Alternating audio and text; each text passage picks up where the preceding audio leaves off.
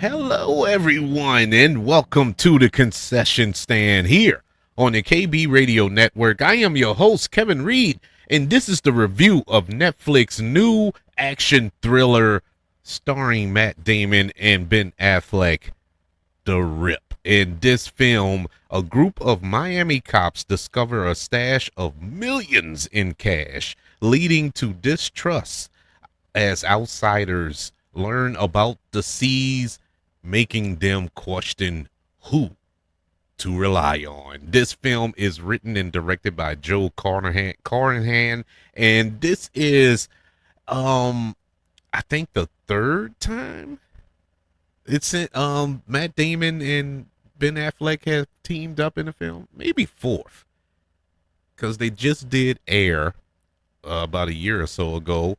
Of course, we all know Goodwill Hunting, um, Dogma. Yeah, I think this is the fourth.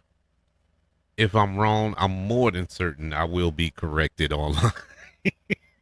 But this fourth that comes to mind. But this is a group, I say a group, but a pair that kind of shocked that we only seen four films, to my knowledge, that they've come together on, because of course the chemistry between those two is outstanding because they're real life friends. They've been friends their whole lives, and they got together. They wrote a screenplay together that, wouldn't you know, won an Academy Award with Goodwill Hunting back in the day. So they are very successful, but it isn't like they completely went their separate ways. They also they got this production company together that they've been uh shelling out films for a while now. So it's not like they haven't worked together just in front of the camera.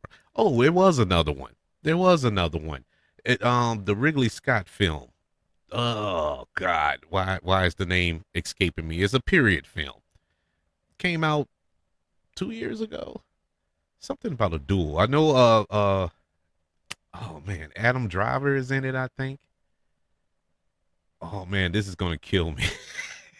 this, this is gonna eat me alive. But anyway, let me move on before I drive myself insane. But yeah, so that's five. That's five. If anything else comes to mind, I'm pretty sure it's gonna ruin the show too. But in any event, we're here to talk about The Rip. And The Rip, it, once again, coming from Joe Carnahan, and who gave us Smoking Aces, which Ben Affleck was a part of that cast, uh, Narc, and Boss Level, and the A-Team film adaptation, and many other really good films. He's a solid filmmaker in my mind. You know, I always look at Joe Carnahan as just one of those directors that didn't get that big action movie franchise. You know, he tried with A-Team and it didn't quite get there, even though I enjoyed it, but I can acknowledge its flaws, and it has a few of them in that movie. But he hasn't had like a Die Hard film, or, you know what I'm saying? This one of these big action franchise films that he can, cut his teeth on. At one point, he was attached to do Bad Boys, ironically enough, two Miami cops, but that fell through because there was creative differences between him and Will Smith, and he ended up moving on that project, and that's when we got Bad Boys for Life. I forgot who directed, but they directed the last two in that franchise. But I, I often wondered what could have been. Oh, The Gray. The Gray is probably his best film, at least to me. I feel The Gray was just top notch filmmaking, man. I mean, beautifully shot, acted with Liam Neeson, probably one of Liam Neeson's best films in that renaissance that he had with the action films outside of Taken. Oh my God, I love The Gray. But he decided to kind of get back into this cop gritty crime drama, action thriller with Matt Damon and Ben Affleck, and surrounded them with a once again another stacked cast. Along with Affleck and Damon, you have Stephen Young, Tiana Taylor, fresh off of her Golden Globe win. from one battle after another. You have Sasha Kaye, who I haven't seen since The Flash when she was Supergirl. So it was good to see her in something as well. Kyle Chandler. Speaking of DC movies, Kyle Chandler will be Hal Jordan in Lanterns coming up later this year, but also Scott Adkins. And Scott Adkins is, if you don't know who he is I hate to label actors like this, but because he's not a mainstream star, but he is in his own right with what we would call when I was growing up straight to video movies, or in his case straight to VOD movies. He's a martial artist, talented martial artist, but he's also a really good actor. I think very underrated as an actor. He's in this film as well, playing um Ben Affleck's brother in this movie, and I was like, man, that's cool. you know, it's cool to see him in here. I will say this. I really enjoyed the rip. I didn't think that it was gonna do much. I didn't think it was gonna set the world on fire, and it didn't. It didn't set the world on fire. But as far as sitting down for 2 hours and enjoying a story, this had me hooked. This was a well paced, well acted story. And I appreciated everything about it. Yes, you have a drug siege or a money siege, and you have cartels involved. You have dirty cops involved. You have a singular location, the tension, but there wasn't any action. There was what, two shootouts in this movie? One in the midway point, and of course in the climax.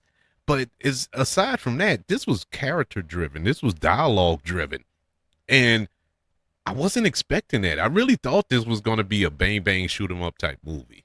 It went going in because I knew I made it a point not to learn as much about this film before I dove into it. I wanted to be surprised, I guess you could say, and it worked out fine for me because I was not expecting a gripping story like this, and I think it's wrong for them to label this an action movie. Yeah, there are elements of action in it, but this isn't your standard action movie. Car chases and buildings exploding. Actually, let me take that back because both of those things did happen in this movie. it did happen, but in a realistic way. Well, loosely. I say that loosely. But anyways, uh, Matt Damon, who, I mean, I know that you got double billing here with Matt Damon and Ben Affleck. Of course, those are the two biggest stars in the film, and they also produced the film as well. But this is Matt Damon's movie, and as much as I love Ben Affleck, love him as Batman, I miss him as Batman. I know I'm gonna make a lot of people mad when I say this. I think he was the best live action adaptation of Batman that we've seen so far. And that's not to say that the other ones were bad, but I'm just saying I loved his interpretation of Batman. But anyways, he is not a better actor than Matt Damon. Matt Damon is the better actor out the two. And man, did Matt Damon carry this movie. This could have easily been a paycheck movie. This could have easily been, I'm doing this with my buddy, you know, type of film. But that's not what we got. We actually got a really good performance. Really, really good performance. And Ben Affleck as well. These were two different characters bouncing off of each other well. Of course, the chemistry was there between these two. That's that's never in question, and it really helped move this story along even better because of the conflict that was set between the two with this money. You go into this siege and thinking that is only a certain amount, and it end up being 20 times more than what you thought, and you know that you're in 20 times more trouble because of it. And who do you trust? You can't trust anybody, and the film sets it up well. This goes back to the writing as well from Joe Carnahan, who actually wrote a film that I couldn't predict. I was guessing throughout the whole film. And now I know there's a lot of you who's listening, and thank you for listening, by the way. But I know there's a lot of you who are listening and probably was like, "Man, I figured it out in the first 5 minutes." Congratulations. I've never promoted this show to say that I'm the smartest human being on earth. I'm just a movie lover, but I didn't catch it. Normally, I'll catch stuff like that early, but I couldn't catch it. They did a good job of hiding the real villain here. Um, Disguising certain things and making you question certain things, going back and wondering why was this said or why was this done this way, and for it to unfold the way it did, it was like, oh man, that was brilliant. um Really good. I really, really loved the way the story unfolded, and I loved how this film was directed. Now, one thing I didn't love about the movie was the ending. And the ending was fine. Nothing uh story wise where I was like, oh my god, this is so convenient. This is so movie cliche-ish. It wasn't nothing like that. I really liked how the story unfolded at the end, and it went the way it was supposed to go. But it felt real Lord of the Rings type of ending. It just wouldn't end. It was so much stuff going on at the end that I was like, okay, this is where it's going to cut off. Oh, no, no, we're still going. Okay, this is where they should end it. That's perfect. Oh, what? No, no, we still going. It was one of those things where I was really like, okay, we're doing too much here. Now there were some moments of unrealistic that you have to suspend disbelief type stuff in their final battle, quote unquote, at the end of the film, that I logically it didn't make sense, and it was a little convoluted the way that it was shot. Like, how did they get out of that? How did he get away? How are they running and nobody else is there? It was one of those things where it almost took me out of the movie. I'm like, look, we done got too far, and I'm enjoying this too much for this movie to end like this. So it didn't quite get there. It didn't ruin the movie. So I was happy because they stopped it right at that crucial point where I was like, I'm out. But it stopped right before I got to that point. Uh, the acting was amazing, with the exception of one. And it is weird to say that because this young lady is, like I mentioned before, fresh off of winning a Golden Globe. And that is Tiana Taylor, who I love. I love Tiana Taylor. And it wasn't really her per se. I think she got some bad direction. I think she made some choices that she stuck with, man. I mean, she rolled that bull until she couldn't ride it no more. She didn't switch up at all. And it was it was it was strange because we got some moments of tension that she just didn't break character. She was still that same character we were introduced to when the movie first started. And I'm like, no, you're supposed to be a little manic right now, or a little thrown by the situation right now. And she didn't break that. At least she didn't emote that to me. But aside from that, it wasn't bad. And that's a nitpick. Tiana Taylor she's decent, but out of all of the actors in this movie, she was the weakest, and it's crazy to say.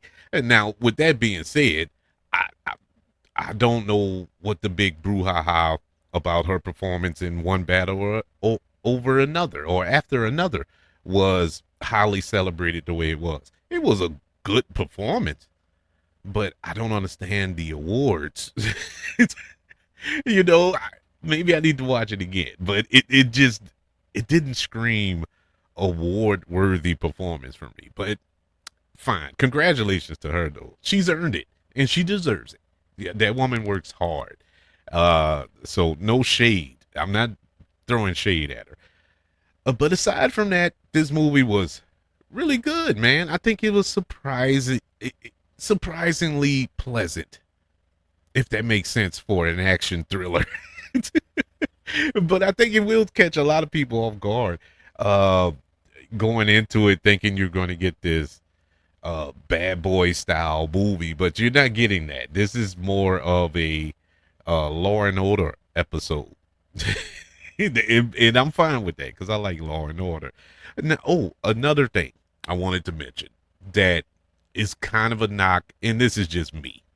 You know, a lot of, I would say, a vast majority of all of you could care less about this gripe that I'm about to give, but I can't help it. I don't know why. I thought about it the entire runtime of this movie.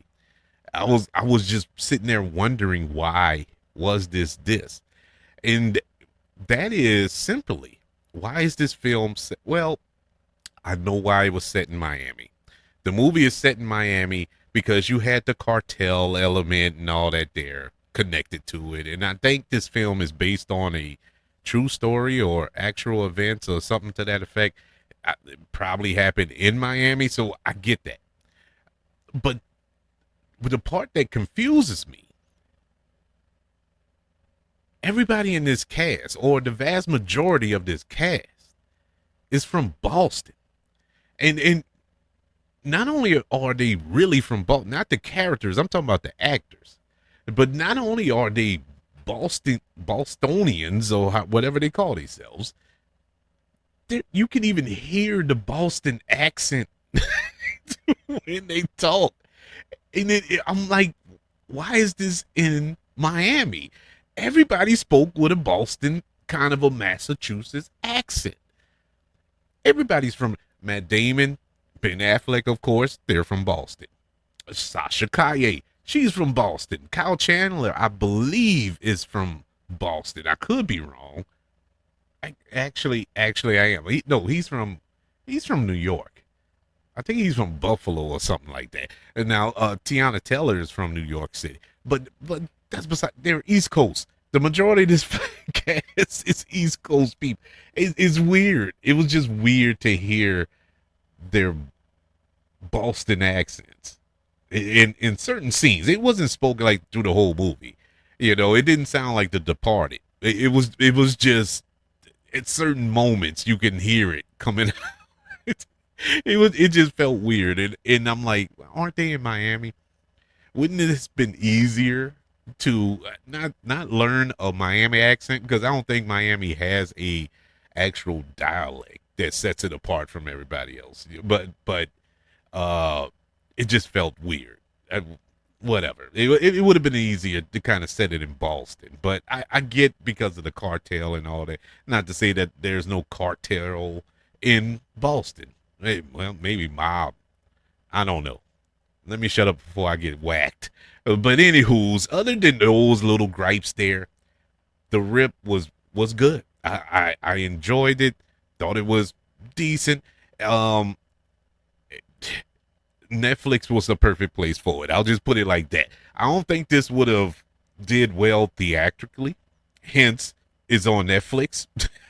But it is a great Netflix film. The Rip, which stars Matt Damon and Ben Affleck, currently on Netflix, gets a letter grade of a B minus. Yes, man. Really good little crime action thriller. If you're into that type of thing, I would like to know, what did you think of The Rip? Email the show, kbradiopodcast@gmail.com. You can also search for the show on all social media platforms. Just search for the KB Radio Network. Also, don't forget about YouTube. Subscribe to the KB Radio Network channel and like this video if you don't mind. Don't forget about the 5 stars, the reviews, and sharing this show if you're listening on Apple Podcasts, Spotify, iHeartRadio, wherever you are currently listening to the concession stand here on the KB Radio Network. Everybody, thank you for joining me for this review of The Rip. Want you all to know that I love you, continue to love everyone, and until we speak again, you all be blessed.